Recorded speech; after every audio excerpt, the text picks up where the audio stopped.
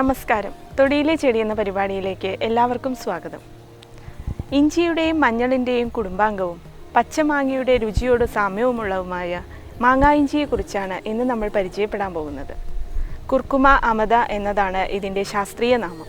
സംസ്കൃതത്തിൽ ഇതിനെ ആമ്രാർദ്രകം, ആമ്രഗ്രന്ഥ ഹരിദ്ര, കർപ്പൂര ഹരിദ്ര എന്നെല്ലാം നാമകരണം ചെയ്യപ്പെട്ടിരിക്കുന്നു. ഇംഗ്ലീഷിൽ ഇത് വൈറ്റ് ടെർമറിക് എന്നാണ് അറിയപ്പെടുന്നത്. ഇന്ത്യയും ഇന്തോനേഷ്യയുമാണ് ഇതിൻ്റെ ജന്മദേശങ്ങളായി കരുതപ്പെടുന്നത്. തെക്കേ ഇന്ത്യയിലാണ് ഇത് കൂടുതലായി കാണപ്പെടാറുള്ളത്. നിത്യജീവിതത്തിൽ അച്ചാറിടാനും ചമ്മന്തി ഉണ്ടാക്കാനും ഇത് നമ്മൾ ഉപയോഗിച്ചു വരുന്നു. കൂടാതെ വിഭവങ്ങളോടൊപ്പം സാലഡായും ഇതിൻ്റെ കിഴങ്ങ് ഉപയോഗിക്കാറുണ്ട്. കേരളത്തിൻ്റെ വിവിധ ഭാഗങ്ങളിൽ ചണ്ണ, മാങ്ങയിഞ്ചി, മാങ്ങയിഞ്ചി എന്നെല്ലാം ഇത് അറിയപ്പെടുന്നു. പടിഞ്ഞാറൻ രാജ്യങ്ങളിൽ സുഗന്ധവ്യഞ്ജനം എന്ന നിലയിൽ ഇതിൻ്റെ സ്ഥാനം കൈയടക്കിയിരിക്കുന്നത് ഇഞ്ചി ആയതിനാൽ മാങ്ങായിഞ്ചിയുടെ പ്രാധാന്യം അവിടെ വളരെ കുറവാണ്. കസ്തൂരി മഞ്ഞളിൻ്റെ ഇലയോടും തണ്ടിനോടും സാമ്യമുള്ളതാണ് ഇതിൻ്റെ ഇലയും തണ്ടും. വളരെ മനോഹരമായ റോസ് കളറിലുള്ള പൂക്കളാണ് ഇവയ്ക്കുള്ളത്. ഇതിൻ്റെ കിഴങ്ങ് ഇഞ്ചിയുടെ രൂപത്തിലാണ്. ഇത് നട്ടാണ് പുതിയ തൈകൾ ഉൽപ്പാദിപ്പിക്കുന്നത്. ഉണങ്ങിയ കിഴങ്ങിൽ നിന്ന് ഉൽപ്പാദിപ്പിക്കുന്ന എണ്ണ സുഗന്ധവ്യഞ്ജനങ്ങളുടെയും സോപ്പിൻ്റെയും നിർമ്മാണത്തിന് ഉപയോഗിക്കുന്നു.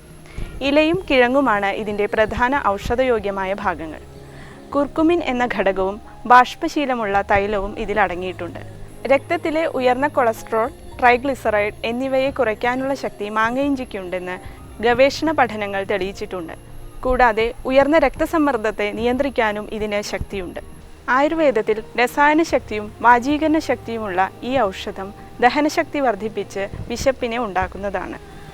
കൂടാതെ വാതസംബന്ധമായ വേദനകൾ, പനി, ചുമ, എക്കിട്ട് തുടങ്ങിയ അസുഖങ്ങളിൽ ഇത് ഉപയോഗിക്കാവുന്നതാണ്. പലതരത്തിലുള്ള ത്വക്ക് രോഗങ്ങൾ, ചൊറിച്ചിൽ, മുറിവ് എന്നീ അസുഖങ്ങൾക്കും ഇത് നല്ലൊരു ഔഷധമായി പ്രയോഗിക്കാവുന്നതാണ്. ഇതിൻ്റെ കൂടുതൽ ഔഷധ പ്രയോഗങ്ങളെക്കുറിച്ച് ഡോക്ടർ CM ശ്രീകൃഷ്ണൻ നിങ്ങളോട് വിശദീകരിക്കുന്നതാണ്.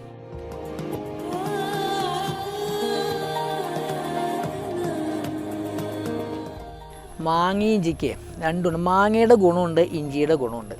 അതുകൊണ്ട് തന്നെ വാതപിത്ത കപശമനം എന്നാണ് പറയാറ്. ത്രിദോഷശമനമായിട്ട് ഉപയോഗിക്കാവുന്ന ഒരു ചെടിയാണ് ഈ മാങ്ങയിഞ്ചി. ഇതിൻ്റെ കിഴങ്ങ് തിളപ്പിച്ചിട്ട് അത് ദിവസേന കഴിച്ചു കഴിഞ്ഞാൽ കൊളസ്ട്രോൾ കുറയും. പിന്നെ ഈ ശ്വാസം മുട്ടിന് ഇതിൻ്റെ നീരെടുത്ത് തേൻ ചേർത്ത് കൊടുത്തു കഴിഞ്ഞാൽ അത് കുറയും. പിന്നെ ഇത് കഷായം വെച്ചിട്ട് ഈ ധാര ചെയ്ത് കഴിഞ്ഞാൽ ചൊറി ചരങ്ങിന് നല്ലതാണ്. പിന്നെ ഇതിനെ തമ്മിൽ ഒരു രസായനം എന്നാണ് പറയുക. അതായത് ഈ ശരീരത്തിലെ ഈ സ്രോതസ്സൊക്കെ ശുദ്ധിയാക്കിയിട്ട് ആവശ്യമില്ലാത്ത കൊഴുപ്പൊക്കെ ഒഴിവാക്കിയിട്ട് പുഷ്ടി ഉണ്ടാക്കുന്ന ഒരു ഔഷധമാണ് ഈ മാങ്ങയിഞ്ചി.